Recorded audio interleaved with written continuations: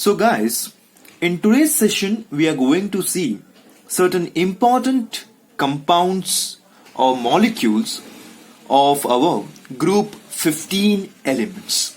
Okay? ಏನ್ ನೋಡಕ್ ಹೋಗ್ತಾ ಇದೀವಿ ಇವತ್ತಿನ ಸೆಷನ್ ಅಲ್ಲಿ ನಾವು ಗ್ರೂಪ್ 15 ಎಲಿಮೆಂಟ್ಸ್ ನ certain important molecules and compounds ನ ನೋಡ್ತೀವಿ. So first such molecule let us see that is the first family member of your group 15, that is your nitrogen family, the one important molecule, that is our dinitrogen. What is it one? Dinitrogen. So basically ಯಾವಾಗ್ಲೇ ಆಗ್ಲಿ ನಮ್ಮ P block elements ಆಗಿರ್ಬೋದು ಅಥವಾ ಯಾವುದೇ ಒಂದು periodic table ಇನ elements ಇನ molecules ನ study ಮಾಡ್ತಿದೀವಿ ಅಂದಾಗ ನಾವು ಮೇನ್ಲಿ ಫೋಕಸ್ ಮಾಡೋದು 3 ಆಸ್ಪೆಕ್ಟ್ ನ. ಏನದು 3 aspect? First of all, how we are going to produce those molecules, or in simple words, how we are going to manufacture those molecules, first important part. Second, of course, when you have prepared it, ಯಾವಾಗ ನಮ್ಗೆ ಅದು ಸಿಗುತ್ತೆ ಅದ್ರದ್ದು properties ಏನೇನು ಅಲ್ವಾ. Of course ನಿಮ್ಗೆ ಅದೇನು ಸಿಕ್ಕಿರುತ್ತೆ ಅದು ಅದಾಗೆ ಏನು ಹೇಳಲ್ಲ, ಸರ್ ನಾನ್ ಬಂದಿದ್ದೀನಿ, ನಾನ್ ನೈಟ್ರೋಜನ್, ನಾನ್ ಆಕ್ಸಿಜನ್ ಅಂತ ಅದು ಹೇಳೋದಿಲ್ಲ. ಸೊ ನಾವೇನ್ ಮಾಡ್ಬೇಕು, ಅದ್ರದ್ದು ಪ್ರಾಪರ್ಟೀಸ್ ನ ಚೆಕ್ ಮಾಡ್ಬೇಕು. ಸೊ ಪ್ರಾಪರ್ಟೀಸ್ ನ ಚೆಕ್ ಮಾಡ್ಬೇಕಂದ್ರೆ ಅರ್ಥ ಏನು, ನಿಮ್ಗೆ ಆ ಪ್ರಾಪರ್ಟೀಸ್ ಗೊತ್ತಿರಬೇಕು. ಸೊ ಸೆಕೆಂಡ್ ಆಸ್ಪೆಕ್ಟ್ ನಾವೇನ್ ನೋಡೋದು is about will study about there properties. Third important part is what is the use. Of course ನೀವು ಅದನ್ನ ಮ್ಯಾನುಫ್ಯಾಕ್ಚರ್ ಮಾಡಿದಿರ ಅಂದ್ರೆ ಏನಾದ್ರೂ ಯೂಸಸ್ ಇರ್ಬೇಕಲ್ಲ, ಸೊ ಅದು ಯೂಸಸ್ ಏನು. ಸೊ ಈ ತರ ಒಂದು ನಾವು ಸ್ಟೆಪ್ ಬೈ ಸ್ಟೆಪ್ ಪ್ರೊಸೆಸ್ ನ ನೋಡ್ತಾ ಹೋಗೋಣ. So first of all we have ನಾವು saying is your dinitrogen. First of all will see how to prepare this preparation of your dinitrogen. Is that clear? So basically first ನಾವು ಯಾವತ್ತೇ ನೋಡೋದು commercial ಆಗಿ ನಾವು ಯಾವ ತರ ಪ್ರಿಪೇರ್ ಮಾಡಬಹುದು ಅಂತ ನೋಡ್ತೀವಿ. ಸೊ ಡೈನೈಟ್ರೋಜನ್ ಆಸ್ಪೆಕ್ಟ್ ಅಲ್ಲಿ ನೀವು ಕಮರ್ಷಿಯಲ್ ಆಗಿ ಪ್ರಿಪೇರ್ ಮಾಡಬೇಕು ಅಂದ್ರೆ it is very much what you can see easy task. So coming to the art of your commercial preparation, of course one of the major interesting part ಏನು ಅಂದ್ರೆ ನಮ್ಮ ನೇಚರೇ ನಮ್ಗೆ nitrogen ನ ಗಿಫ್ಟ್ ರೂಪದಲ್ಲಿ ಕೊಡ್ತಾ ಉಂಟು. ಹೆಂಗೆ sir? So when we were studying about the group 15 elements occurrence, I have said you, atmosphere ಅಲ್ಲಿ nearly 78% of nitrogen exist ಆಗ್ತಾ ಉಂಟು ಅಲ್ವಾ. ಸೊ ಅಫ್ಕೋರ್ಸ್ ನಮ್ಗೆ ಗೊತ್ತು ನೈಟ್ರೋಜನ್ ಅಂದ್ರೆ ಅದು elemental state dinitrogen part. So commercial ಯಾವತ್ತೇ ಆಗ್ಲಿ ಅದೇನ್ ಮಾಡುತ್ತೆ, ಮಿನಿಮಮ್ ಇನ್ವೆಸ್ಟ್ಮೆಂಟ್ ಇರಬೇಕು, ಮ್ಯಾಕ್ಸಿಮಮ್ ಪ್ರಾಫಿಟ್ ಇರಬೇಕು. ಸೊ ನಮಗೆ ಯಾವ ತರದ್ದು ರಿಯಾಕ್ಟೆಂಟ್ಸ್ ಅವಶ್ಯಕತೆನೇ ಇಲ್ಲ. ಯಾಕೆ? ನಮ್ಗೆ ನೇಚರ್ ಏನ್ ಮಾಡ್ತಾ ಉಂಟು, ಡೈನೈಟ್ರೋಜನ್ ಕೊಡ್ತಾ ಉಂಟು. ಸೊ ನಮ್ ಕೆಲಸ ಏನಾಗಿರುತ್ತೆ ಕಮರ್ಷಿಯಲ್ ಪ್ರಿಪರೇಷನ್ ಅಲ್ಲಿ, ಏನ್ ಅಟ್ಮಾಸ್ಫಿಯರ್ ಅಲ್ಲಿ ನೈಟ್ರೋಜನ್ ಉಂಟು ಅದನ್ನ ನಾವು ಪಡಿಬೇಕು ಅಲ್ವಾ. ಆದ್ರೆ ಯಾವಾಗ ನಾವು ಅದ್ರ ಬಗ್ಗೆ ಸ್ಟಡಿ ಮಾಡ್ತೀವಿ, ಅಟ್ಮಾಸ್ಫಿಯರ್ ಅಲ್ಲಿ ಬರೀ ನೈಟ್ರೋಜನ್ ಇರೋದಿಲ್ಲ, ನೈಟ್ರೋಜನ್ ಜೊತೆ ಬೇರೆ ಗ್ಯಾಸಸ್ ಇರುತ್ತೆ. ಸೊ ಫಸ್ಟ್ ನಾವ್ ಏನ್ ಮಾಡ್ತೀವಿ, whenever we are going with the commercial preparation of dinitrogen will mainly involve 2 important steps. First one is your liquefaction. ಏನ್ ಹೇಳ್ತೀವಿ, ಫಸ್ಟ್ ಏನ್ ಮಾಡ್ತೀವಿ ನಾವು ಲಿಕ್ವಿಫಿಕೇಶನ್ ಮಾಡ್ತೀವಿ. And the second step will be our distillation. ಏನು ಸರ್ ಇದು liquefaction ಅಂದ್ರೆ? ಅಫ್ಕೋರ್ಸ್ ಡೈನೈಟ್ರೋಜನ್ ಏನಾಗಿರುತ್ತೆ ನಿಮ್ಮ ಅಟ್ಮಾಸ್ಫಿಯರ್ ಅಲ್ಲಿ ಗ್ಯಾಸ್ ರೂಪದಲ್ಲಿ ಇರುತ್ತೆ ಅಲ್ವಾ. ಸೊ ಫಸ್ಟ್ ನಾವು ಅದನ್ನ ಏನ್ ಮಾಡ್ಬೇಕು, ಪ್ರೆಷರ್ ನ ಹಾಕಿ ಆ ಗ್ಯಾಸ್ ನ ಕಂಡೆನ್ಸ್ ಮಾಡಿ ಲಿಕ್ವಿಡ್ ಫಾರ್ಮೇಟಿಗೆ ತರಬೇಕು. ನಾನು ಸಾಕಷ್ಟು ಬಾರಿ ಹೇಳಿದೀನಿ, ಗ್ಯಾಸ್ ನ ನಾವು ಹಿಡ್ಕೊಂಡು ಏನೇ ಒಂದು ರಿಯಾಕ್ಷನ್ ಮಾಡ್ಬೇಕಂದ್ರೆ ಸ್ವಲ್ಪ ಕಷ್ಟನೇ, ಗ್ಯಾಸ್ ಅಥವಾ ಸಾಲಿಡ್. ಅದ್ರದ್ದು ಇಂಪಾರ್ಟೆಂಟ್ ಯಾವ ಸ್ಟೇಟ್ ಅಲ್ಲಿ ಇದ್ರೆ ನಮಗೆ ತುಂಬಾನೇ ಉಪಯೋಗಿ, ಅದು ಲಿಕ್ವಿಡ್ ಆಗಿದ್ರೆ. ಸೊ ಫಸ್ಟ್ ನಾವ್ ಏನ್ ಮಾಡ್ತೀವಿ, ನಮ್ಮ ಅಟ್ಮಾಸ್ಫಿಯರ್ ಅಲ್ಲಿ ಏನೆಲ್ಲ ಗ್ಯಾಸಸ್ ಉಂಟು ನಮ್ಗೆ ಎಷ್ಟು ಬೇಕು ಅಷ್ಟನ್ನ ಫಸ್ಟ್ ಪ್ರೆಷರೈಸ್ಡ್ ಮಾಡಿ ಅದನ್ನ ಲಿಕ್ವಿಫೈ ಮಾಡ್ಕೊಂತೀವಿ. ಸೊ ಆ ಪ್ರೊಸೆಸ್ ನಾವೇನಂತ ಹೇಳೋದು, ಲಿಕ್ವಿಫಿಕೇಶನ್. ಸೊ ಒಂದ್ಸರಿ ನಿಮ್ಗೆ ಲಿಕ್ವಿಫಿಕೇಶನ್ ಆಯ್ತು ಅಂದ್ರೆ ಅರ್ಥ ಏನು, ಬರೀ ಅದ್ರಲ್ಲಿ ನೈಟ್ರೋಜನ್ ಇರೋದಿಲ್ಲ, ನೈಟ್ರೋಜನ್ ಜೊತೆ ಆಕ್ಸಿಜನ್ ಇರೋದು ಚಾನ್ಸಸ್ ಇರುತ್ತೆ. ಯಾಕೆ? ಪರ್ಸೆಂಟೇಜ್ ವೈಸ್ ಅಟ್ಮಾಸ್ಫಿಯರ್ ಅಲ್ಲಿ ನೈಟ್ರೋಜನ್ ಆಕ್ಸಿಜನ್ ಕಂಟೆಂಟ್ ಜಾಸ್ತಿ ಇರುತ್ತೆ.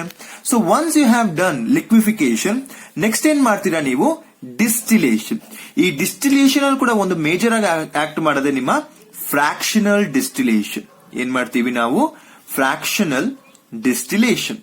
ಸೊ ಡಿಸ್ಟಿಲೇಷನ್ ಅಂತ ಯಾವಾಗ್ಲೇ ಒಂದು ಟರ್ಮ್ ಅರೈಸ್ ಆಗ್ತಾ ಉಂಟು ಅಂದ್ರೆ ಅರ್ಥ ಏನು, ನೀವು ಅದನ್ನ ಮಿಕ್ಸ್ಚರ್ ನ ನೀವು ಸಪರೇಟ್ ಮಾಡ್ಬೇಕಂದ್ರೆ ಅದ್ರ ಮೇಜ್ ಇಂಪಾರ್ಟೆಂಟ್ ಕಾಂಪೊನೆಂಟ್ ಏನಾಗಿರ್ಬೇಕು, they should have a different boiling point ಅಲ್ವಾ. ನೀವೇನ್ 2 ಗ್ಯಾಸಸ್ ನ ಈಗ ನೀವು ಸಪರೇಟ್ ಮಾಡಕ್ ಹೋಗ್ತಿದ್ದೀರಾ, ಅದ್ರದ್ದು ಏನಾಗಿರ್ಬೇಕು, ಡಿಫ್ರೆಂಟ್ ಬಾಯ್ಲಿಂಗ್ ಪಾಯಿಂಟ್ ಆಗಿರ್ಬೇಕು. ಅಫ್ಕೋರ್ಸ್ ಏನಾಗಿರುತ್ತೆ, ಲಿಕ್ವಿಡ್ ಡೈನೈಟ್ರೋಜನ್ ನೀವು ಕನ್ಸಿಡರ್ ಮಾಡಿದಾಗ ಅದರದ್ದು ಬಾಯ್ಲಿಂಗ್ ಪಾಯಿಂಟ್ ಏನಾಗಿರುತ್ತೆ 77.2 ಕೆಲ್ವಿನ್ ಆಗಿರುತ್ತೆ. ಅದೇ ರೀತಿ ನಿಮ್ಮ ಲಿಕ್ವಿಡ್ ಆಕ್ಸಿಜನ್ ಏನ್ ಲಿಕ್ವಿಫೈ ಆಗಿದೆ ಅದರದ್ದು ಬಾಯ್ಲಿಂಗ್ ಪಾಯಿಂಟ್ ಏನಾಗಿರುತ್ತೆ ನಿಯರ್ಲಿ 90 ಕೆಲ್ವಿನ್ ಆಗಿರುತ್ತೆ. ಸೊ ಆ ರೀಸನ್ ಇಂದ ಒಂದ್ಸ ಸರಿ ನಾವು ಲಿಕ್ವಿಫಿಕೇಶನ್ ಮಾಡಿದಾಗ ಒಂದು ಕಂಟೈನರ್ ಅಲ್ಲಿ ಈಗ ಗ್ಯಾಸ್ ಇತ್ತು ಅದನ್ನ ಲಿಕ್ವಿಫೈ ಮಾಡಿದ್ರಿ, ಈಗ ಇದರಲ್ಲಿ ನೈಟ್ರೋಜನ್ ಮತ್ತೆ ಆಕ್ಸಿಜನ್ ಉಂಟು. ಇದನ್ನ ನೀವೀಗ ಫ್ರಾಕ್ಷನಲ್ ಡಿಸ್ಟಿಲೇಷನ್ ಮೂಲಕ ಇದನ್ನ ನೀವು ಹೀಟ್ ಮಾಡಿದಾಗ ಏನಾಗುತ್ತೆ, ಸಿನ್ಸ್ ಲೋವರ್ ಬಾಯ್ಲಿಂಗ್ ಪಾಯಿಂಟ್ ನಿಮ್ಮ 77.2 ಕೆಲ್ವಿನ್ ಅಲ್ವಾ, ಸೊ ಅವಾಗ ಇಡೀ ಡೈನೈಟ್ರೋಜನ್ ಏನಾಯ್ತು ಆ ಒಂದು ಟೆಂಪರೇಚರ್ ಬಂದ ಕೂಡ ಈ ಮೂಲಕ ಸ್ಟೀಮ್ ಆಗಿ ಹೊರಗಡೆ ಹೋಗಿ ಬೇರೆ ಒಂದು ಫ್ಲಾಸ್ಕ್ ಅಲ್ಲಿ ಕಲೆಕ್ಟ್ ಆಗುತ್ತೆ ಅಲ್ವಾ. ಸೊ ನೀವು ಈ ಟೆಂಪರೇಚರ್ ನ ಮೇಂಟೈನ್ ಮಾಡಿರ್ತೀರಾ. ಮಿಕ್ಕಿದ ಏನು ಉಳ್ಕೊಳ್ಳುತ್ತೆ, ಈಗ ಈ ಬೀಕರ್ ಅಲ್ಲಿ ಬರೀ ಆಕ್ಸಿಜನ್ ಮಾತ್ರ ಉಳ್ಕೊಂಡಿರುತ್ತೆ. ಸೊ ಈ ಬೀಕರ್ ಅಲ್ಲಿ ನಮ್ಗೆ ಏನ್ ಕಲೆಕ್ಟ್ ಆಗುತ್ತೆ, liquid dinitроgen. So this is one of the process where we are going to commercially prepare our dinitроgen. Coming with respect to now laboratory preparation. Lab ಅಲ್ಲಿ ನಾವು ಯಾವ ತರ ಪ್ರಿಪೇರ್ ಮಾಡಬಹುದು ಅನ್ನೋದನ್ನ ನೋಡೋಣ. ಸೊ ಲ್ಯಾಬೊರೇಟರಿ ಪ್ರಿಪರೇಷನ್ ಮಾಡಬೇಕು ಅಂದ್ರೆ of course we require certain important reactants ಅಲ್ವಾ. ಸೊ ಆತರ ಒಂದು ರಿಯಾಕ್ಟೆಂಟ್ ನಾವು ಯಾವ್ದು ಯೂಸ್ ಮಾಡ್ತೀವಿ ಅಂದ್ರೆ basically it will be your aqueous ammonium chloride NH4Cl, which will be what, aqueous state. You are going to treat that one with your sodium nitrite. Mark my words, sodium nitrite. I am not saying it's nitrate. I am saying it as what, sodium nitrite. So basically this is also in the aqueous medium. When you are going to conduct this reaction, the first important major component you are going to get will be your nitrogen gas. Along with that one you are going to get your water with a salt, that is your NaCl. Okay, this is also in an aqueous medium. So ನಾವು lab ಅಲ್ಲಿ ಯಾವತ್ತೇ ಆಗ್ಲಿ, ಈಗ ಒಂದು lab ಅಲ್ಲಿ ನಾವು dinitrogen ಹೆಂಗ್ prepare ಮಾಡ್ತೀವಿ ಅಂದ್ರೆ by making a reaction between your aqueous ammonium chloride and aqueous sodium nitrite. Very much important, guys. Why I'm saying it is important, because these are the reactions which can ask you in your exam, because they are mainly focusing on these reactions in your syllabus. That is the reason again and again I'm stressing it. Laboratory preparation ಬರ್ತಾ ಉಂಟು ಅಂದ್ರೆ ನಿಮಗೆ ಗೊತ್ತಾಗ್ಬಿಡ್ಬೇಕು ಏನ್ ಮಾಡಬೇಕು ಅಲ್ಲಿ ನೀವು. You have to treat your ammonium chloride with sodium nitrite. The major component you are going to get will be a nitrogen gas, water, and that of your sodium chloride solution. But do remember, in this process we are also getting certain impurities. What are those impurities, sir? It is your nitric oxide and HNO3. Nitric oxide ಮತ್ತೆ HNO3 ಅನ್ನ impurities ಬರ್ತಾ ಉಂಟು. But remember they will be in the gaseous medium. So ಇದು ನಾವೇನ್ ಮಾಡ್ತೀವಿ, will pass this into a beaker containing your aqueous sulfuric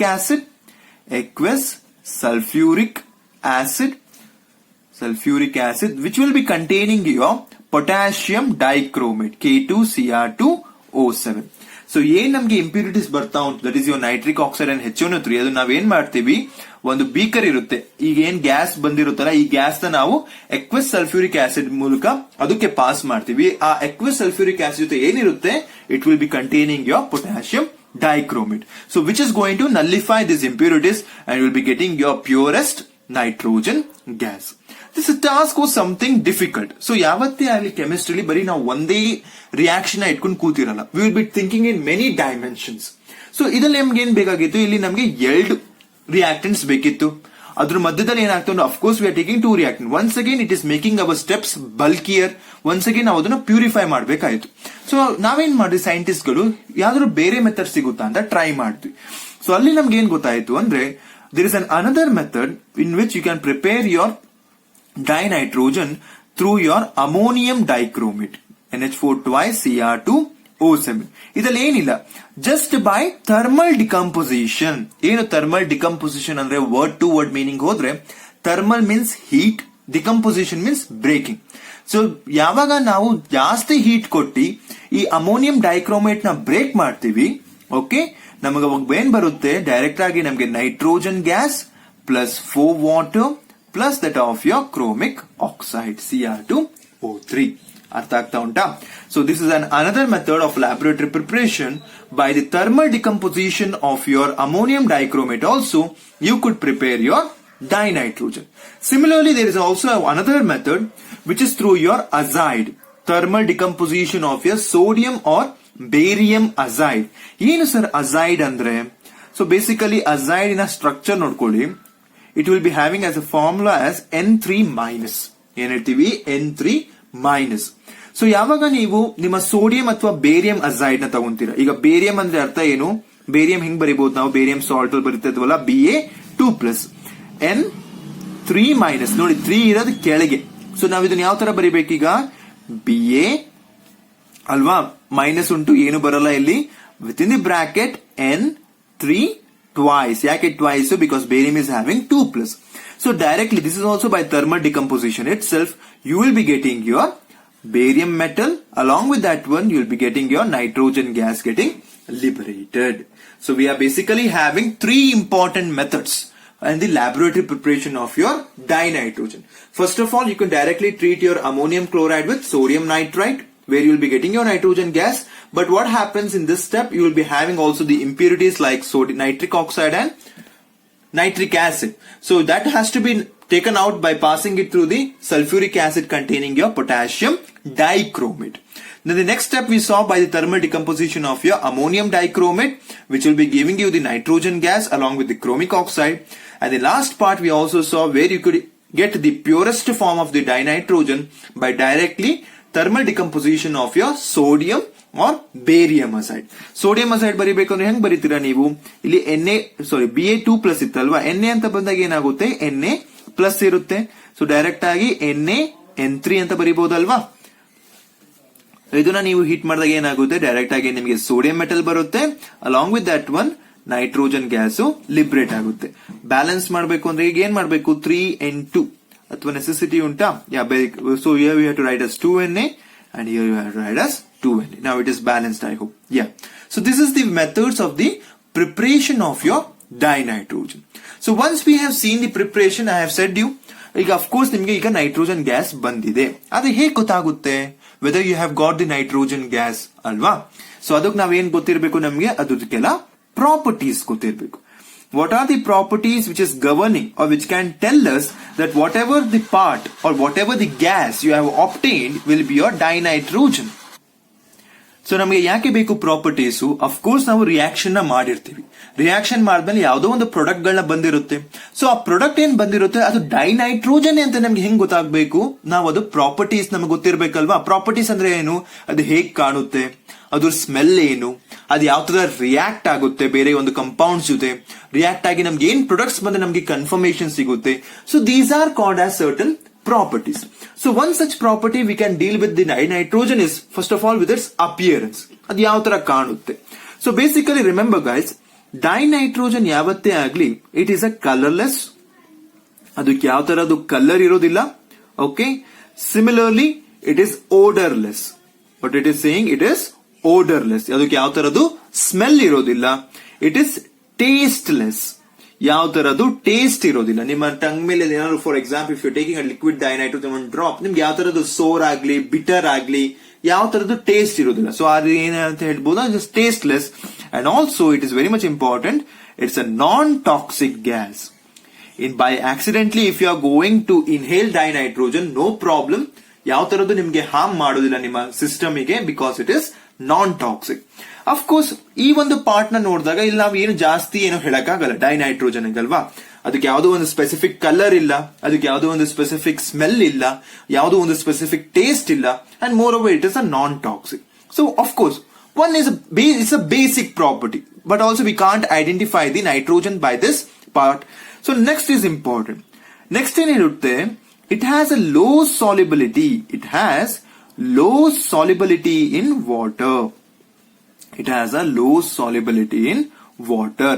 ಈಗ oxygen consider ಮಾಡಿದ್ರೆ it is having a high solubility. ಆ reason ಇಂದಾನೆ ಏನಾಗುತ್ತೆ, ನಿಮ್ಮ ಅಕ್ವಾಟಿಕ್ ಸಿಸ್ಟಮ್ ಎಲ್ಲ ಜೀವಂತವಾಗಿರೋದು. ಯಾಕೆ? ಆಕ್ಸಿಜನ್ ಈಸಿಯಾಗಿ ಡಿಸಾಲ್ವ್ ಆಗುತ್ತೆ ವಾಟರ್ ಅಲ್ಲಿ. ಆದ್ರೆ ನೈಟ್ರೋಜನ್ ನೀವು ಕನ್ಸಿಡರ್ ಮಾಡಿದಾಗ ಅದೇನ್ ಹೇಳ್ತಾ ಉಂಟು, ಅದು ಅಷ್ಟು ಬೇಗ ಸಾಲ್ಯೂಬಲ್ ಅಲ್ಲ. ಸೊ ಈಗ ನಿಮ್ಮ ಕಂಟೈನರ್, ನಿಮಗೆ ಈಗ ನಾನು 2 ಬೀಕರ್ ಕೊಡ್ತೀನಿ, ಅದ್ರ ಒಂದಲ್ಲಿ ಗ್ಯಾಸ್, ಒಂದು ನೈಟ್ರೋಜನ್ ಉಂಟು, ಒಂದು ಆಕ್ಸಿಜನ್ ಉಂಟು. ಸೊ ಈಗ ನಾನು ನಿಮಗೆ ಕೇಳಿದಾಗ ನೀವೇನ್ ಮಾಡ್ತೀರಾ, ಡೈರೆಕ್ಟ್ ಆಗಿ ಸೆಕೆಂಡ್ ಸ್ಟೆಪ್ ಹೋಗ್ಬೋದಲ್ವಾ? ಏನ್ ಮಾಡ್ಬೋದು, ನೀವು ಡೈರೆಕ್ಟ್ ಆಗಿ ಅದನ್ನ ಸಾಲಿಬಿಲಿಟಿ ಚೆಕ್ ಮಾಡಬಹುದು. ಸಾಲಿಬಿಲಿಟಿ ಚೆಕ್ ಮಾಡಿದಾಗ ಏನಾಗುತ್ತೆ, ಆಕ್ಸಿಜನ್ ಹೈಲಿ ಸಾಲ್ಯುಬಲ್ ಆಗಿರುತ್ತೆ, ಆದ್ರೆ ನೈಟ್ರೋಜನ್ ಏನಾಗುತ್ತೆ, ಲೀಸ್ಟ್ ಸಾಲ್ಯುಬಲ್ ಆಗಿರುತ್ತೆ. So that is the reason properties are very much important. So it has a low solubility in water. Coming with respect to the next point, remember it has low freezing point. It has low freezing point. It has a low freezing point and boiling points. It has a low freezing point and a boiling points. Compared to the other gases, your dinitrogen will be having the low freezing point and boiling point. But the most important part I would like to mention over here is it is inert at room temperature. It is inert at room temperature. It is inert at room temperature. ಏನು sir inert ಅಂದ್ರೆ? Inert ಅಂದ್ರೆ ಏನು ಅಂದ್ರೆ ನಾನು ನಿಮ್ಮ ಹತ್ರನೇ ಕೇಳ್ತೀನಿ. Group 18 elements ನಾವೇನಂತ ಹೇಳ್ತೀವಿ?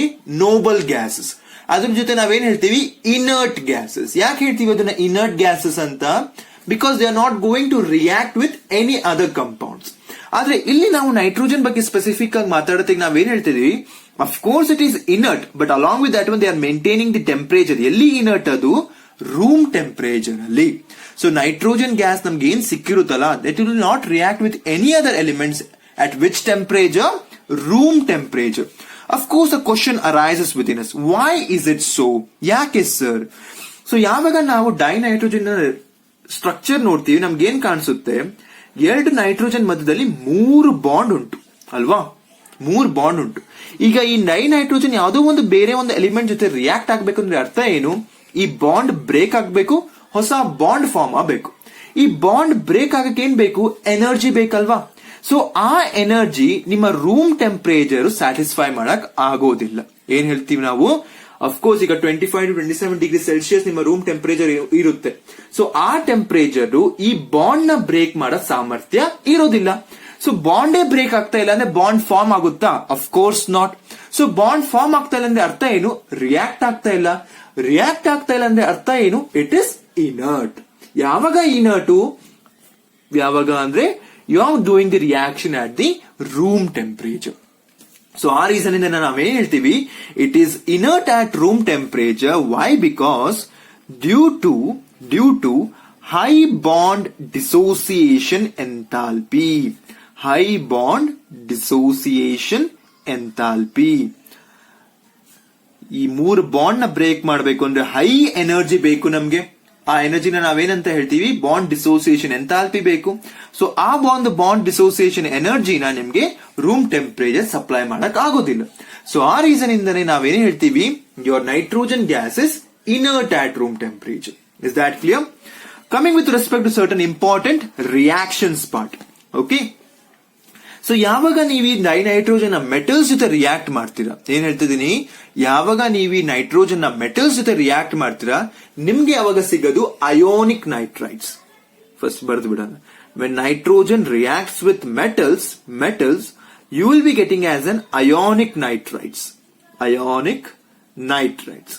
Similarly, when nitrogen reacts with non-metals, they will be giving you what? Covalent nitrides. For example, I'll just go with my metals part. That is, when your lithium reacts with your nitrogen, it gives you lithium nitride. Nodi nitride hege baritidini? Just N. Don't get confused with azide. Na ಹೇಳ್ತಿರೋದು nitride. So Li3N. ಹಾಗಾದ್ರೆ ಅರ್ಥ ಏನು? Nitride ಮೇಲೆ ಏನ್ valency ಇರುತ್ತೆ? It is having N3-. Okay, N3-. ಅಜೈಡ್ ಅಲ್ಲಿ ಯಾವ ತರ ಬರ್ದ್ವಿ? ಕನ್ಫ್ಯೂಷನ್ ಮಾಡ್ಕೋಬಾರ್ದು, ಅದಕ್ಕೆ ನಾ ಸೈಡ್ ಬೈ ಸೈಡ್ ಬರ್ತಿದೀನಿ. ಅಜೈಡ್ ಯಾವ ತರ ಬರ್ದ್ವಿ? It was N3-. 3 ನೋಡಿ ಇಲ್ಲಿ ಕೆಳಗುಂಟು. ನೈಟ್ರೈಡ್ ಅಲ್ಲಿ ಏನಾಗಿದೆ? 3 ಮೇಲ್ಗಡೆ ಉಂಟು. ಕನ್ಫ್ಯೂಷನ್ ಮಾಡ್ಕೋಬಾರ್ದು. ಓಕೆ, ಸೊ ಅವಾಗ ಏನಾಗುತ್ತೆ? Li ಪ್ಲಸ್ N3- ಅಂದ್ರೆ cross the valency Li3N. Balance ಆಗಿದ್ಯಾ? Of course not. ಸೊ ಇಲ್ಲಿ ನಾವು 2 ಹಾಕೋಣ, because we need 2 nitrogen. So 3 2s are 6 Li. Similarly, coming with respect to magnesium is also a metal.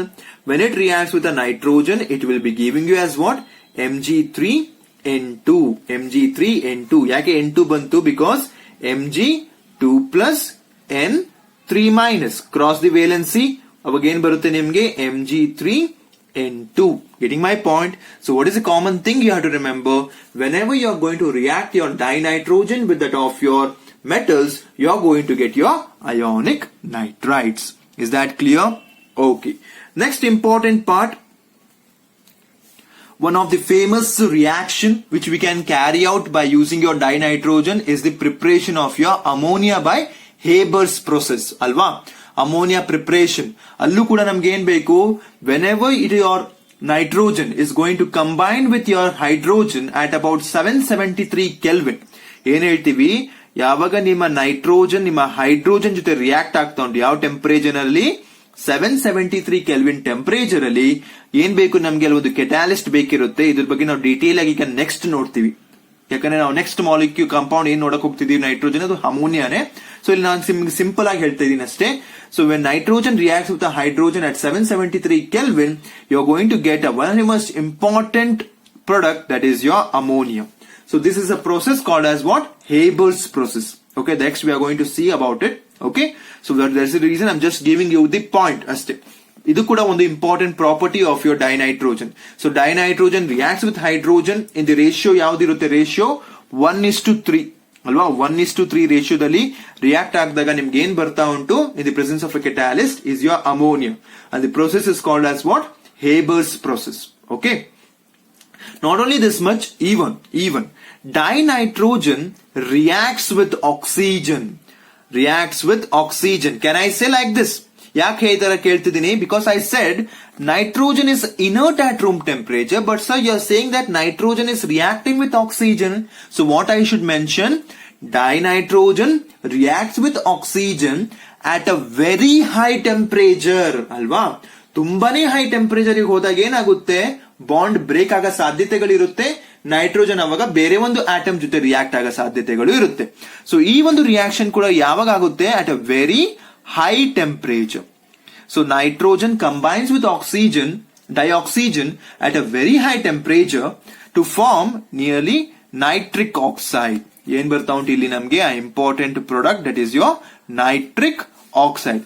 ಇಲ್ಲಿ high temperature ಅಂದ್ರೆ ಎಷ್ಟು sir ಅಂತ ನೀವು ಕೇಳಿದ್ರೆ, nearly we will maintain of 2000 Kelvin temperature. Can you just see what is the temperature I have written? Nearly 2000 Kelvin. ನೀವೇ ಬೇಕಾದ್ರೆ calculate ಮಾಡ್ಕೊಳ್ಳಿ. 25 degree Celsius ಅಥವಾ 27 ಡಿಗ್ರಿ ಸೆಲ್ಸಿಯಸ್ ನ ಕೆಲ್ವಿನಿಂಗ್ ಮಾಡಿದಾಗ ಎಷ್ಟು ಬರುತ್ತೆ. ಆದ್ರೆ ಒಂದು ನೈಟ್ರೋಜನ್ ಡೈಆಕ್ಸಿಜನ್ ಜೊತೆ ರಿಯಾಕ್ಟ್ ಆಗಬೇಕು, ನೈಟ್ರಿಕ್ ಆಕ್ಸೈಡ್ ಕೊಡಬೇಕು ಅಂದ್ರೆ ನಾವು ಎಷ್ಟು ಮೇಂಟೈನ್ ಮಾಡಬೇಕು, ನಿಯರ್ಲಿ 2000 ಕೆಲ್ವಿನ್. ಅದೇ ರೀತಿ ಇಲ್ಲೂ ಕೂಡ ನೀವು ನೋಡಬಹುದು, nitrogen is reacting with the hydrogen at which temperature, at 773 kelvin temperature.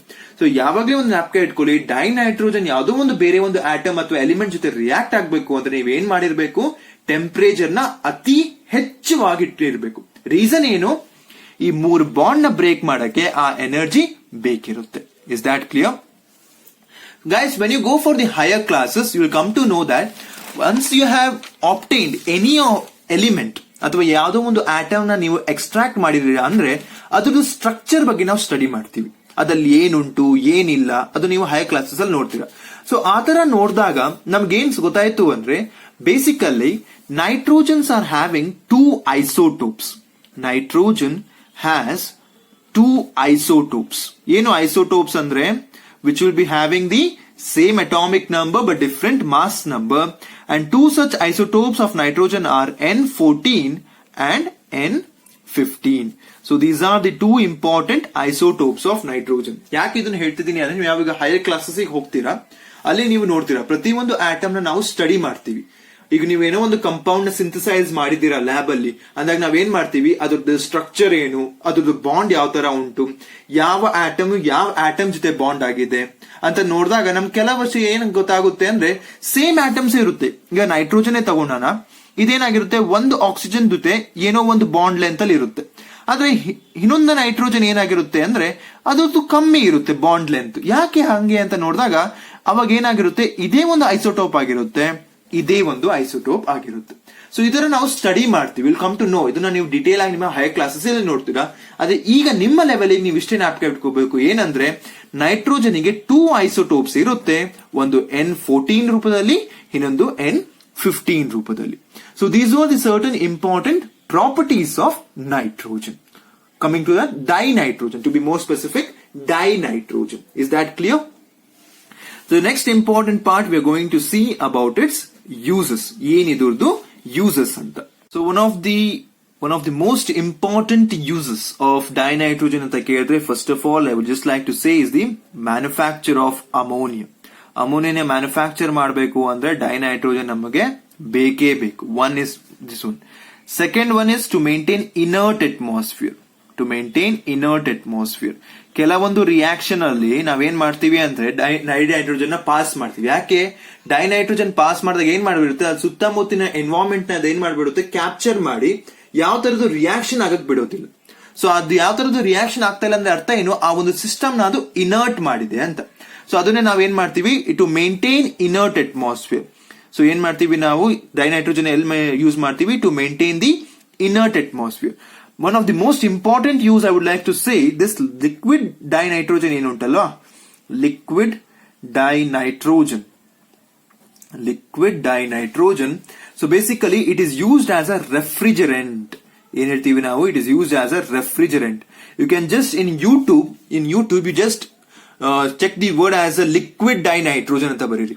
ಯಾಕೆ ಅದನ್ನ ಹೇಳ್ತಿದ್ದೀನಿ ಅಂದ್ರೆ, ನೀವು ಅದನ್ನ ಎಕ್ಸಿಸ್ಟೆನ್ಸ್ ಯಾವ ತರ ಉಂಟು ಅಂತ ನಿಮಗೆ ಗೊತ್ತಾಗಿರುತ್ತೆ. ಅವ್ರು ಯಾವ ತರ ಮೇಂಟೈನ್ ಮಾಡ್ತಾರೆ, ಅದನ್ನ ಯೂಸ್ ಮಾಡೋದಕ್ಕೆ ಎಷ್ಟು ಪ್ರಿಕಾಷನ್ ತಗೊಂತಾರೆ. ಯಾಕೆ ಅಂದ್ರೆ ಆ ಲಿಕ್ವಿಡ್ ಡೈನೈಟ್ರೋಜನ್ ಏನುಂಟು, it is very very very coolest substance.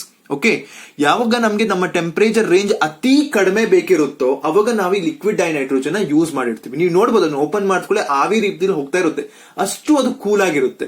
Handle ಯಾರು ಮಾಡ್ತಾ ಇರ್ತಾರಲ್ಲ ಅವರು ಕೂಡ ಒಂದು ಥಿಕ್ ಗ್ಲೌಸ್ ನ ಮೇಂಟೈನ್ ಮಾಡಿರ್ತಾರೆ. ಯಾಕೆ ಅಂದ್ರೆ ಅಪ್ಪಿ ತಪ್ಪಿ ಆ ಡೈನೈಟ್ರೋಜನ್ ನಮ್ಮ ಕೈ ಮೇಲೆ ಬಿದ್ರೂ ಕೂಡ ಕೆಲ ಸರಿ ಚಾನ್ಸಸ್ ಇರುತ್ತೆ ನಮ್ಮ ಟಿಶ್ಯೂಸ್ ಏನಾಗಿರುತ್ತೆ, ರಪ್ಚರ್ ಆಗ್ಬಿಡುತ್ತೆ, ನಂಬ್ ಆಗ್ಬಿಡುತ್ತೆ, ನಮ್ಗೆ ಯಾವ ತರದ್ದು ಫೀಲ್ ಗೊತ್ತಾಗಲ್ಲ. ಗ್ಲೇಷಿಯರ್ಸ್ ಅಲ್ಲಿ ನಾವು ತುಂಬಾ ಹೊತ್ತು ಎಲ್ಲಾದ್ರೂ ನಮ್ಮ ಬಾಡಿನ ಬಿಟ್ವಿ ಅಂದ್ರೆ ಏನಾಗ್ಬಿಡುತ್ತೆ, ನಂಬ್ ಆಗ್ಬಿಡುತ್ತೆ, ಟಿಶ್ಯೂಸ್ ಎಲ್ಲ ಬ್ರಿಟಲ್ ಆಗ್ಬಿಡುತ್ತೆ. ಸೊ ಆ ರೀಸನ್ ಇಂದಾನೆ ಲಿಕ್ವಿಡ್ ಡೈನೈಟ್ರೋಜನ್ ನಾವು ರೆಫ್ರಿಜರೆಂಟ್ ಅಂತಾನೆ ಯೂಸ್ ಮಾಡ್ತೀವಿ. ಯಾವಾಗ, to preserve biological materials. To preserve biological materials. Why is it so? Because liquid dinitrogen is having a very cool temperature, very low temperature ಇರುತ್ತೆ ಅದಕ್ಕೆ. So ಆ temperature ಅಲ್ಲಿ ಏನಾಗಿರುತ್ತೆ, ಎಲ್ಲಾ ಒಂದು ಟಿಶ್ಯೂಸ್ ನದು ನಂಬ್ ಮಾಡ್ಬಿಡುತ್ತೆ, ಯಾವ ತರದ್ದು ವರ್ಕಿಂಗ್ ಕಂಡೀಷನ್ ಅಲ್ಲಿ ಇರೋದಿಲ್ಲ.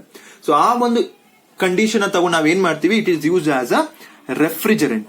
ಯಾವುದು, liquid dinitrogen. Don't get confuse with just dinitrogen. I saying liquid dinitrogen. ಏನ್ ಡೈನೈಟ್ರೋಜನ್ ಗ್ಯಾಸ್ ಆಗಿ ನೀವು ನೋಡಿದ್ದೀರಾ, ಅದನ್ನ ನಾವು ಪ್ರೆಷರೈಸ್ಡ್ ಮಾಡಿ ಲಿಕ್ವಿಡ್ ಫಾರ್ಮೇಟ್ ಅಲ್ಲಿ ಇಟ್ಟಿರ್ತೀವಿ. ಸೊ ಆ ಲಿಕ್ವಿಡ್ ಡೈನೈಟ್ರೋಜನ್ ಏನಾಗಿರುತ್ತೆ, ತುಂಬಾನೇ ಕೂಲೆಸ್ಟ್ ಸಬ್ಸ್ಟೆನ್ಸ್, ತುಂಬಾನೇ ಲೋ ಟೆಂಪರೇಚರ್ ಇರುತ್ತೆ. If you have any doubt, in YouTube you just type the word as liquid dinitrogen. You will see how it is existing, how they are keeping it, and how they are using it. Is that clear? Okay. So the next important compound which you are going to see in the nitrogen family is that of your ammonia. So the next important part we are going to see is your ammonia. So ಇಲ್ಲೂ ಕೂಡ ನಾವು ನೋಡ್ತೀವಿ ಯಾವ ತರ ಇದನ್ನ manufacture ಮಾಡ್ತಾರೆ, ಇದ್ರದ್ದು properties ಏನು, ಇದ್ರದ್ದು ಯೂಸಸ್ ಏನು ಅಂತ. Okay, so guys, coming to the preparation of ammonia, of course it exist in our air and even in our soil in a very small quantity. ಹೇಗೆ ಬಂತು ಸರ್ ಇದು ನಮ್ಮ ಸಾಯಿಲ್ ಮತ್ತೆ ಏರ್ ಅಲ್ಲಿ ಅಂತ ಕೇಳಿದ್ರೆ, it is majorly the reason was decay of your organic matter, decay of nitrogenous organic matter. So ಯಾವಾಗ ಈ ನೈಟ್ರೋಜಿನಸ್ ಆರ್ಗ್ಯಾನಿಕ್ ಮ್ಯಾಟರ್ ಡಿಕೆ ಆಗುತ್ತೆ, ಅವಾಗ ನಮಗೆ ಒಂದು ಸ್ಮಾಲ್ ಕ್ವಾಂಟಿಟಿ ಆಫ್ ಅಮೋನಿಯಾ ಉತ್ಪತ್ತಿ ಆಗುತ್ತೆ. So of course many millions of times ಇಂದ ಆ ತರ ಆರ್ಗ್ಯಾನಿಕ್ ಮ್ಯಾಟರ್ ನಮ್ಮ ಅರ್ಥದಲ್ಲಿ ಎಕ್ಸಿಸ್ಟ್ ಆಗಿತ್ತು, ಅದು ಡಿಕೆ ಆಯ್ತು. ಸೊ ಯಾವಾಗ ಅದು ಡಿಕೆ ಆಯ್ತು, ಅವಾಗ ಏನ್ ಕೊಡ್ತು, ಅದು ಅಮೋನಿಯಾನ ಒಂದು ಕಾನ್ಸೆಪ್ಟ್ ಕೊಡ್ತು. ಓಕೆ, ಅಮೋನಿಯಾನ ಒಂದು ಕಂಪೌಂಡ್ ಕೊಟ್ಟೆ ಕೊಟ್ಟು. For example, if I take one such organic matter was your urea. ಏನು ಯೂರಿಯಾ ಅಂದ್ರೆ ಕಂಪೋಸಿಷನ್ NH2CO NH2 ಅಲ್ವಾ. So of course when it was decayed, first of all it gave you as a ammonium carbonate, NH4 twice, CO3.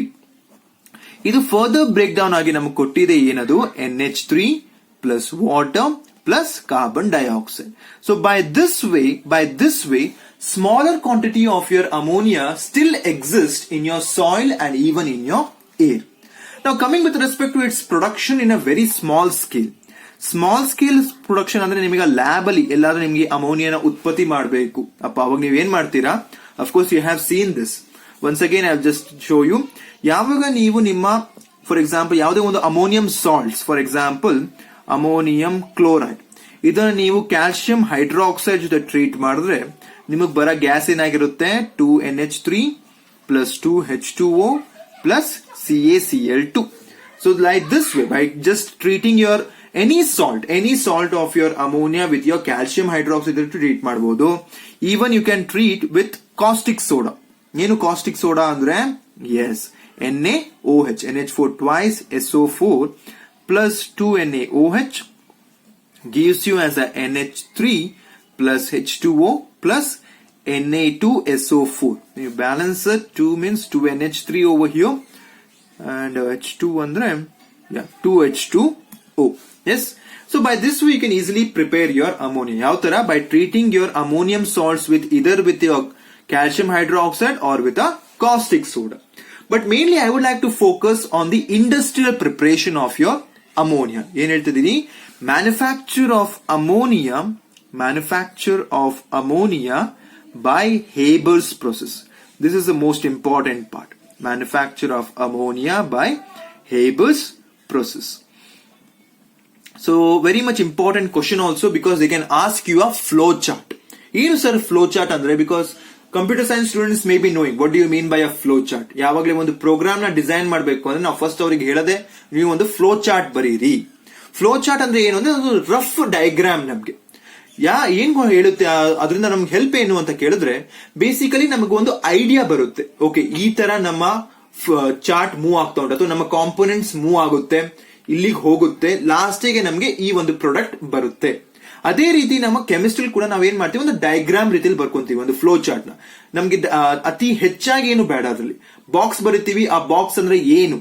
For example, ಈಗ 2 gas ಹೋಗ್ತಾ ಉಂಟು, first ಅದು ಯಾವ box ಹೋಗುತ್ತೆ, ಯಾವ ಕಂಪಾರ್ಟ್ಮೆಂಟ್ ಹೋಗ್ತಾ ಉಂಟು, ಓಕೆ, ಕಂಪ್ರೆಸ್ ಆಗುತ್ತೆ. ಸೊ ಅಲ್ಲಿ ಒಂದು ಬಾಕ್ಸ್ ಬರ್ದಿ ನಾವ್ ಏನ್ ಮಾಡ್ತೀವಿ, ಇದು ಕಂಪ್ರೆಸರ್ ಅಂತ ಹೇಳ್ತೀವಿ. ನೆಕ್ಸ್ಟ್ ಏನ್ ಮಾಡ್ತೀವಿ, ಓಕೆ, ಕಂಪ್ರೆಸರ್ ಇಂದ ಅದು ಲಿಕ್ವಿಫೈ ಆದ್ಮೇಲೆ ಇಲ್ಲಿಗೆ ಹೋಯ್ತು, ಕೆಟಾಲಿಸ್ಟ್ ಹೋಗುತ್ತೆ. ಸೊ ಒಂದು ಬಾಕ್ಸ್ ಬರ್ದಿ ಅಲ್ಲಿ ಒಂದು ಕೆಟಾಲಿಸ್ಟ್ ಅಂತ ಬರುತ್ತೆ. ಸೊ ಈ ತರ ಬರ್ದಾಗ ನಮ್ಗೆ ಏನ್ ಗೊತ್ತಾಗುತ್ತೆ, ಯಾವ ಸ್ಟೇಜ್ ಅಲ್ಲಿ ನಾವು ಏನು, ಈಗ ನಾವು ಒಂದು ದೊಡ್ಡದಾಗಿ ಈಗ ಒಂದು ಇಂಡಸ್ಟ್ರಿನ ಮಾಡಬೇಕು, ಆ ಒಂದು ಸಿಸ್ಟಮ್ ನ ತಂದು ಇಳಿಸಬೇಕು ಅಂದಾಗ ಎಲ್ಲೆಲ್ಲಿ ಏನೇನು ಇಡಬೇಕು ಅನ್ನೋದನ್ನ ನಮ್ಗೊಂದು ರಫ್ ಕ್ಯಾಲ್ಕುಲೇಷನ್ ಈ ಫ್ಲೋ ಚಾರ್ಟ್ ನ ಕೊಡೋದು. So coming to that flow chart of your Haber's process, first will see how the flow chart is going. So first and the foremost of your flow chart consist the passage of your H2 and that of your N2 gas. So ಒಂದ್ ಕಡೆಯಿಂದ ನಾವು H2 gas ನ ಕೊಡ್ತಾ ಇದೀವಿ, ಇನ್ನೊಂದು ಕಡೆಯಿಂದ N2 gas ನ ಕೊಡ್ತಾ ಇದೀವಿ. ಸೊ ಫಸ್ಟ್ ಏನ್ ಮಾಡ್ಬೇಕು, ಇದು of course they are the gas ಅಲ್ವಾ, ಅದನ್ನ ಫಸ್ಟ್ ನಾವು ಲಿಕ್ವಿಫೈ ಮಾಡ್ಬೇಕು.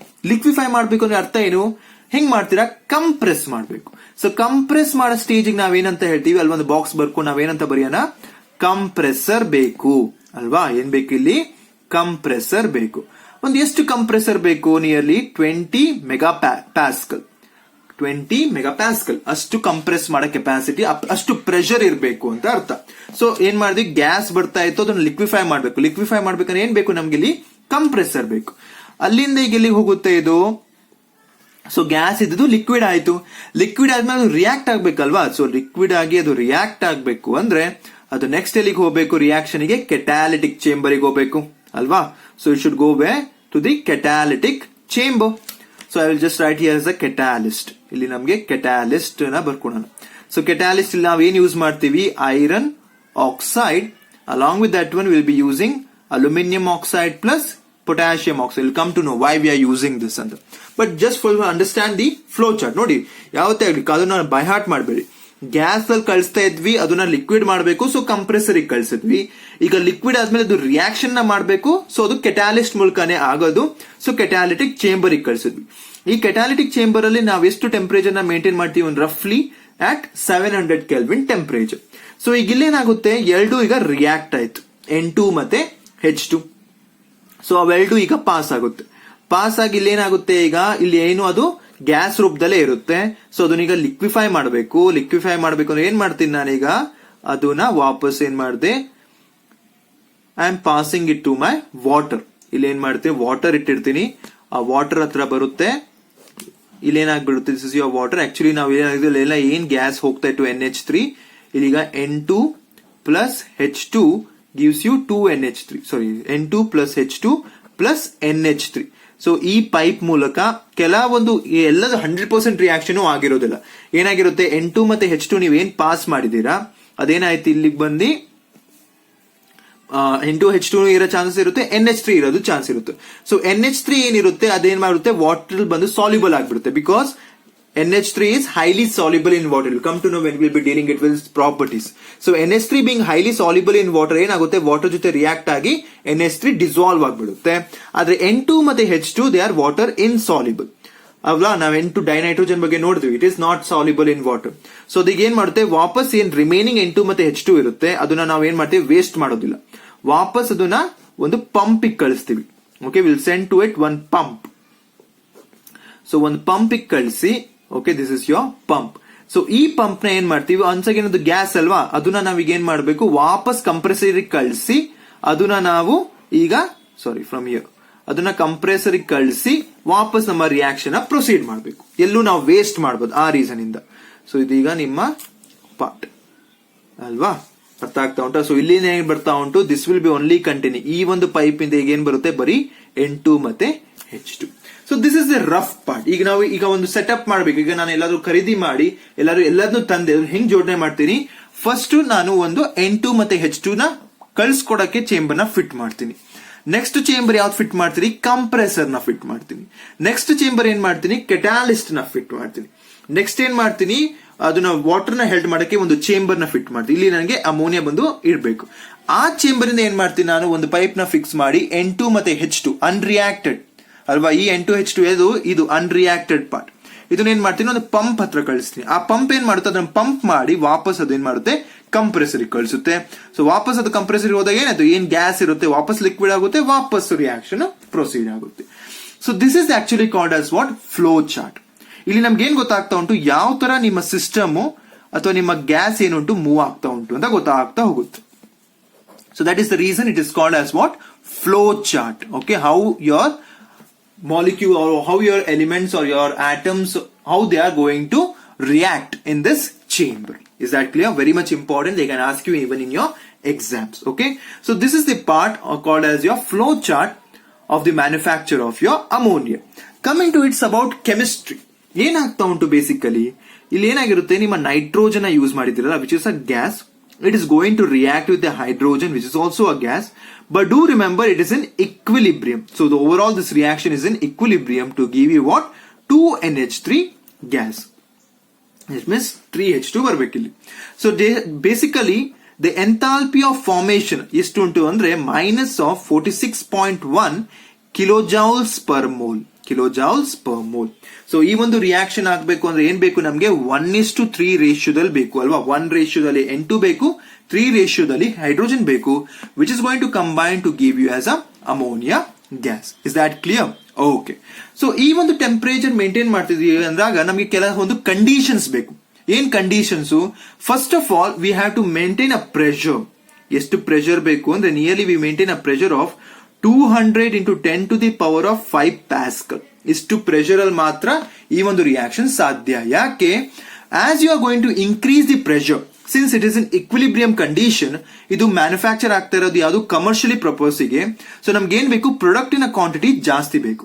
ಸೊ ಪ್ರೆಷರ್ ಜಾಸ್ತಿ ಮಾಡಿದ್ರೆ ಏನಾಗುತ್ತೆ, ಲೀ ಚಾಟ್ಲಿಯ ಪ್ರಿನ್ಸಿಪಲ್ ಪ್ರಕಾರ ನಿಮ್ಮ ಫಾರ್ವರ್ಡ್ ರಿಯಾಕ್ಷನ್ ಫೇವರ್ ಆಗುತ್ತೆ, ಬ್ಯಾಕ್ವರ್ಡ್ ರಿಯಾಕ್ಷನ್ ಕಡಿಮೆ ಆಗುತ್ತೆ. ಸೊ ಆ ರೀಸನ್ ಇಂದಾನೆ we are maintaining a very high pressure of the order 200 into 10 to the power of 5 Pascal. Coming with respect to the temperature part, temperature we are nearly maintaining of 700 Kelvin. Coming with respect to the catalyst we will be using your iron oxide. ಏನು use ಮಾಡ್ತಿದೀವಿ? Iron oxide with a small amount of, ಸ್ವಲ್ಪನೇ amount of potassium oxide and that of your Al2O3. ಯಾಕೆ ಇದನ್ನು use ಮಾಡೋದು ಅಂದ್ರೆ, to increase the rate of attainment of equilibrium. ಯಾವತ್ತೇ ಆಗಲಿ commercial ಪ್ರಪೋಸಿಗೋಸ್ಕರ ಅವ್ರು ಕಾಯೋದಿಲ್ಲ, temperature ಅದು ಪಾಡಿಗದಾಗ್ಲಿ, ನಾವ್ ಯಾವ್ದಾದ್ರು ಒಂದು ರೀತಿ ನೋಡ್ತಾನೆ ಇರ್ತೀವಿ, ರಿಯಾಕ್ಷನ್ ಬೇಗನೆ ಆಗ್ಲಿ ಅಂತ. ಈಗ ರಿಯಾಕ್ಷನ್ ಬೇಗ ಆಗ್ಬೇಕಂದ್ರೆ ಅರ್ಥ ಏನು, ಈ ಇಕ್ವಿಲಿಬ್ರಿಯಂ ಕಂಡೀಷನ್ ಬೇಗ ಬರಬೇಕು. ಸೊ ಈ ಇಕ್ವಿಲಿಬ್ರಿಯಂ ಕಂಡೀಷನ್ ಯಾವಾಗ ಬೇಗ ಬರುತ್ತೆ, by utilising your potassium oxide and Al2O3. Is that clear? That is the reason I said to you here, when I was writing Al2O3 and K2. Why I am writing this, you'll come to know when I will be saying in my further part. Alva? So ಅದು ಏನಕ್ಕೆ use ಆಗ್ತಾ ಉಂಟು ಅಂದ್ರೆ, to increase the rate of the attainment of equilibrium. Is that clear? So along with this catalyst first ನಾವು ಈ ಒಂದು major ಆಗಿ ಯಾವಾಗ ಈ ಹೇಬರ್ಸ್ ಪ್ರೋಸೆಸ್ ಇಂಟ್ರೊಡ್ಯೂಸ್ ಆಗಿತ್ತು ಅವಾಗ ನಾವು ಬೇರೆನೆ ಕೆಟಾಲಿಸ್ಟ್ ನ ಯೂಸ್ ಮಾಡ್ತೀವಿ. ದಟ್ ಇಸ್ ಐರನ್ ನ ಯೂಸ್ ಮಾಡಿ ಅದ್ರ ಜೊತೆ ಮಾಲಿಬ್ಡಿನಮ್ ಪ್ರಮೋಟರ್ ನ ಯೂಸ್ ಮಾಡ್ತಾ ಇದ್ವಿ. ಆದ್ರೆ ಈಗ ಬರೀ ನಾವು ಐರನ್ ಆಕ್ಸೈಡ್ ನ ಡೈರೆಕ್ಟ್ ಆಗಿ ಯೂಸ್ ಮಾಡ್ತಾ ಇದೀವಿ with a small amount of K2O and Al2O3. ಯಾಕೆ ಇದನ್ನ ಅಗೇನ್ ಹೇಳ್ತಿದ್ದೀನಿ ಅಂದ್ರೆ very important question. Okay, they will ask you to write both flowchart and along with the conditions. So conditions are also very much important. So these are the optimum conditions you have to maintain. What I am saying, you have to maintain for the manufacture of the ammonia in a greater yield. ತುಂಬಾನೇ high yield ಅಲ್ಲಿ ಬೇಕು ಅಂದ್ರೆ ಈ ಒಂದು conditions ನ ನಾವು maintain ಮಾಡಲೇಬೇಕು. Is that clear? Okay. So the next important part, we have come to know how to prepare it. Now we are going to see their properties. So guys, the next important part we are going to see is with respect to the properties. Of course, many of you know the smell of ammonia, I think, yeah? Because many of you have taken it, you have cried for it when after inhaling those gases. So what is the odor of ammonia, guys? Very good. It is a colorless and a pungent odor. Alva, yav taradu color irodilla, adre adukku yav tara odor irutte, pungent odor. Coming with respect to its freezing and boiling point, basically its freezing point comes in the order of 198.4 Kelvin, whereas its boiling point comes in the order of 239.7 Kelvin. But the major important part I want to deal with about its solubility. ಯಾಕೆ solubility ಬಗ್ಗೆ ಅಷ್ಟು concentrate ಮಾಡ್ತಾ ಇದ್ದೀನಿ, ಯಾವಾಗ ಈ flow chart ನೋಡಿದ್ವಿ, of course ನಾ ಏನ್ ಹೇಳಿದೆ, ಇಲ್ಲಿ ಅವರು ವಾಟರ್ ನ ಯೂಸ್ ಮಾಡಿದ್ದಾರೆ. ಸೊ ಬರ್ತಾ ಇರೋ ಅಮೋನಿಯಾ ಏನ್ ಮಾಡ್ತಿದ್ದಾರೆ, ಫಸ್ಟ್ ಅವರು ವಾಟರ್ ಅಲ್ಲಿ ಡಿಸಾಲ್ವ್ ಮಾಡ್ತಿದ್ದಾರೆ. ಯಾಕೆ?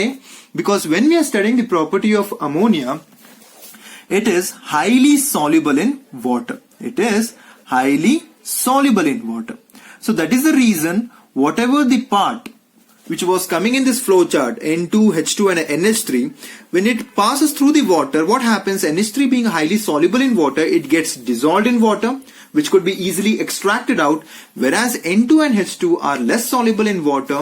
So therefore what happens? They will be remain as such, and once again they will be going into your system. So this is the basic thing one has to know. Yes or no? Yeah. So that is the reason it is highly soluble in water. Coming to about its basicity. Of course we know it is aqueous solution is weakly basic in nature. Ammonia is what?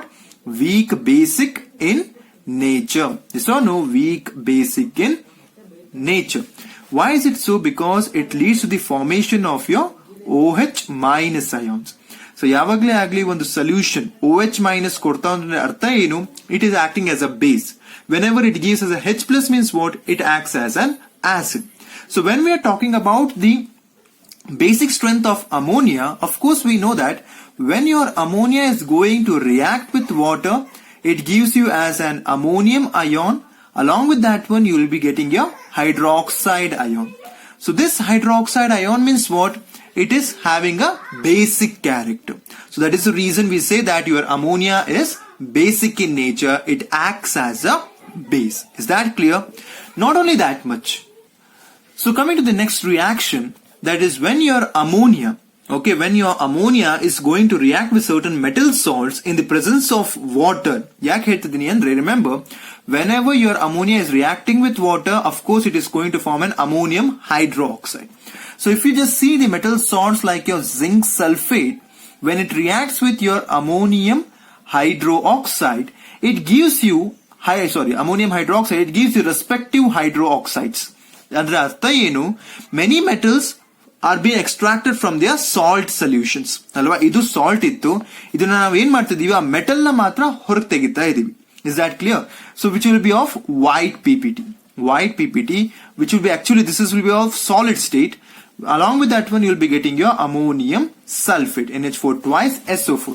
Similarly, if you see for your ferric chloride, FeCl3 plus NH4OH, basically it gives you Fe2O3 dot X water hydrated ferric oxide plus that of your NH4Cl. Major part, this is your solid, which will be a brown PPT. ಅರ್ಥ ಏನು ಈ reaction ಎಂದು? ಯಾವಾಗ ನೀವು ಒಂದು ಅಮೋನಿಯಾನ ಅದರದ್ದು metal salt, ಯಾವುದೋ ಒಂದು ಮೆಟಲ್ ಸಾಲ್ಟ್ ಜೊತೆ ರಿಯಾಕ್ಟ್ ಮಾಡ್ತಿದೀವಿ ಅಂದ್ರೆ ಈಸಿಯಾಗಿ ನಾವು ಮೆಟಲ್ ನ ಎಕ್ಸ್ಟ್ರಾಕ್ಟ್ ಮಾಡೋ ಚಾನ್ಸಸ್ ಇರುತ್ತೆ. And is also the major important property is for the detection of metals. Detection of metals ಕೂಡ ನಮ್ಗೆ ammonia is very much important. ಏನು ಸರ್ ಡಿಟೆಕ್ಷನ್ ಆಫ್ ಮೆಟಲ್ಸ್ ಅಂದ್ರೆ, ಫಾರ್ ಎಕ್ಸಾಂಪಲ್ ಈಗ ನಾನು ನಿಮಗೆ ಒಂದು ಕಾಪರ್ ಮತ್ತೆ ಒಂದು ಸಿಲ್ವರ್ ಕೊಟ್ಟಿರ್ತೀನಿ, ಕಾಪರ್ ಮತ್ತೆ ಸಿಲ್ವರ್. ನಿಮ್ಗೆ ಅದನ್ನ ಹೇಳ್ತೀನಿ, ಇದ್ರಲ್ಲಿ ಯಾವ್ದು ಕಾಪರ್ ಯಾವ್ದು ಸಿಲ್ವರ್ ನಂಗೆ ಹೇಳಿ ಅಂದ್ರೆ, of course by naked eye you can't able to say. So ಏನ್ ಮಾಡ್ಬೇಕು, ರಿಯಾಕ್ಷನ್ ಮಾಡ್ಬೇಕು. ಯಾವ್ದು ಜೊತೆ ರಿಯಾಕ್ಷನ್ ಮಾಡ್ತೀರಾ ಅಂತ ಕೇಳಿದ್ರೆ, the greatest example is your ammonia. So remember, whenever you are treating your ಕಾಪರ್ನ ಫಸ್ಟ್ ಕಾಪರ್ ಸಲ್ಫೇಟ್ ಹಂಗೆ ಸಾಲ್ಟ್ ಅಲ್ಲಿ ಕೊಟ್ಟಿರ್ತೀನಿ. ಇದು ಕೂಡ ನೀವು ಹೈಯರ್ ಕ್ಲಾಸಸ್ ಹೋದಾಗ ನಿಮ್ಗೆ ಗೊತ್ತಾಗುತ್ತೆ. ನಿಮ್ಗೆ ಈಗ ನಾವು ಏನ್ ಸಾಲ್ಟ್ ಕೊಡ್ತಾ ಇದ್ವಿಲ್ಲ, ಆ ತರನೇ ಮೆಟಲ್ ಸಾಲ್ಟ್ಸ್ ಕೊಡ್ತಾರೆ. ಲೆಡ್ ಸಲ್ಫೇಟ್ ಆಗಿರ್ಬೋದು, ಕಾಪರ್ ಸಲ್ಫೇಟ್ ಆಗಿರ್ಬೋದು. ಅಲ್ಲಿ ಅವ್ರು ಕೇಳ್ತಾರೆ ಇದ್ರಲ್ಲಿ ಯಾವ ಸಾಲ್ಟ್ ಉಂಟು ಅಥವಾ ಯಾವ ಮೆಟಲ್ ಅಯಾನ್ ಉಂಟು ಅಂತ ಹೇಳಿ ಅಂತ. ಸೊ ಅವಾಗ ನೀವು ಈ ರಿಯಾಕ್ಷನ್ಸ್ ನ ಮಾಡ್ತೀರಾ. ಫಸ್ಟ್ ಫಾರ್ ಎಕ್ಸಾಂಪಲ್ ಈಗ ಕಾಪರ್ ಸಲ್ಫೇಟ್ ಕೊಡ್ತೀನಿ, ಅದನ್ನ ಏನ್ ಮಾಡ್ತೀರಾ, ಫಸ್ಟ್ ಡಿಸಾಲ್ವ್ ಮಾಡ್ಕೊಂತೀರಿ. ಡಿಸಾಲ್ವ್ ಮಾಡಿದಾಗ ಏನಾಯ್ತು, ಅದು ಕಾಪರ್ ಸಲ್ಫೇಟ್ ಸೊಲ್ಯೂಷನ್ ಆಯ್ತು. ಆ ಸೊಲ್ಯೂಷನ್ ಈಗ ಯಾವ ಅಯಾನ್ ಇರುತ್ತೆ, Cu2+ in the aqueous medium ಅಲ್ವಾ. So when you treat this one with your ammonia ಜೊತೆ ಟ್ರೀಟ್ ಮಾಡಿದಾಗ ಏನ್ ಸಿಗುತ್ತೆ ನಿಮ್ಗೆ, CuNH3 4 times 2+, CuNH3 4 times 2+, which will be of deep blue in color. This will be of deep blue in color. So once you're getting a blue color, deep blue color, which is an confirmatory test, we can say that whatever the salt they have given you, it contains your cuprous ion. Is that clear? Similarly with respect to your AgCl. So ಯಾವಾಗ ನಾವು Ag+ ನ first ಏನ್ ಮಾಡ್ತೀವಿ ಅಂದ್ರೆ, ಯಾವುದೇ ಒಂದು salt ಕೊಟ್ರೆ Ag+ ಇಂದು ಅದನ್ನ ಫಸ್ಟ್ ನಾವು Cl- ಜೊತೆ ಟ್ರೀಟ್ ಮಾಡಿ ಫಸ್ಟ್ ಅದನ್ನ ನಾವು AgCl ಆಗಿ ಕನ್ವರ್ಟ್ ಮಾಡ್ಕೊಂತೀವಿ. That will be of solid state. Then treating that AgCl with your ammonia, once again it will be giving you a complex AgNH3 twice Cl. So this will be having actually colorless. Sir ಇದು colourless ಅಲ್ಲ, ಹೇಗ್ ಗೊತ್ತಾಗುತ್ತೆ ಅಂದ್ರೆ, ಇಲ್ಲಿ AgCl ಏನ್ ಬಂದಿದೆಯಲ್ಲ, this will be of white PPT. ಇದು ನಿಮ್ದು ಏನಾಗಿರುತ್ತೆ, ವೈಟ್ ಪ್ರೆಸಿಪಿಟೇಟ್ ಆಗಿರುತ್ತೆ. ಸೊ ವೈಟ್ ಪ್ರೆಸಿಪಿಟೇಟ್ ಇಂದ ಕಲರ್ಲೆಸ್ ಆಗ್ತಾ ಉಂಟು. ಅರ್ಥ ಏನು, whatever the ion which is present in the salt is your silver ion. So that is the reason this is also used, that is your ammonia is also used for your detection of metals. Is that clear? So these are the certain important aspects one has to know when you deal with the properties of your ammonia. Coming to the last part is about its uses. Where are they used? So of course a major use of ammonia is it is used to produce various nitrogenous fertilizers. So whatever the fertilizers we are using alva in our agriculture field, most of the fertilizers will be containing this ammonia in the form of ammonium nitrate ಆಗಿರಬಹುದು, urea ಆಗಿರಬಹುದು, ammonium phosphate ಆಗಿರಬಹುದು, ammonium sulphate ಆಗಿರಬಹುದು. So ಇವೆಲ್ಲ major composition ನಾವು ಇದನ್ನು prepare ಮಾಡಬೇಕು ಅಥವಾ manufacture ಮಾಡಬೇಕು ಅಂದ್ರೆ there will be requiring our ammonia. Is that clear? Similarly certain inorganic compounds ನ ಮ್ಯಾನುಫ್ಯಾಕ್ಚರ್ ಮಾಡಬೇಕು. For example, your nitric acid, which you are going to see in my next video, a next important compound of nitrogen, we are going to see about your nitric acid. There you will see that in the manufacture of nitric acid, okay, nitric acid na manufacture ಮಾಡಬೇಕು ಅಂದ್ರೆ ಅಲ್ಲೂ ಕೂಡ ನಮಗೆ ammonia ಬೇಕಾಗಿರುತ್ತೆ. Okay, one of the most important acid which we are going to synthesize by utilizing your ammonia. Similarly, your liquid ammonia, as that of your liquid dinitrogen, it acts as a refrigerant. So these are the certain important uses of your ammonia. So in today's session we have learnt about dinitrogen and that of your ammonia. What is the basic difference in the ಕೇಳಿದ್ರೆ, basically your dinitrogen was not soluble in water, whereas we have seen that ammonia is soluble in water. Keeping that one in mind, we are able to synthesize your ammonia in commercial scale. Is that so? Okay. Coming with respect to the basic character, of course we came to know that your ammonia has a lone pair of electrons on top of it. Yes or no? So it is highly basic in nature, and whenever it acts as a base, how we'll come to know, when you are going to treat that one in water, you will be getting your hydroxide ion. So idu ಒಂದು important confirmatory test ಅಥವಾ confirmation ಅಂತಾನೆ ಹೇಳ್ಬೋದು, ಎಲ್ಲಿ ನಿಮಗೆ ammonia base ಹಂಗೆ act ಆಗ್ತಾ ಉಂಟು. Similarly, it is used in the detection of metals, very much important. ಈ ತರ ಒಂದು reactions ತುಂಬಾನೇ important, because in chemistry always we focus how to identify your elements. Our focus will be mainly concentrated on how to identify. That is the reason identification tests are very much important. Even though it may be in your organic compounds, Lucas test agittu, avella ನಾವು ಇಷ್ಟು important ಅಂದ್ರೆ ನೀವು higher classes ಹೋದಾಗ once again they are going to repeat over there. Okay, so these detection tests or identification tests are very much important. So in our next session or the next video, we are going to see another important compounds of nitrogen, that is your nitric acid. Then I think we'll be moving with your group 16 family. Is that okay? Okay.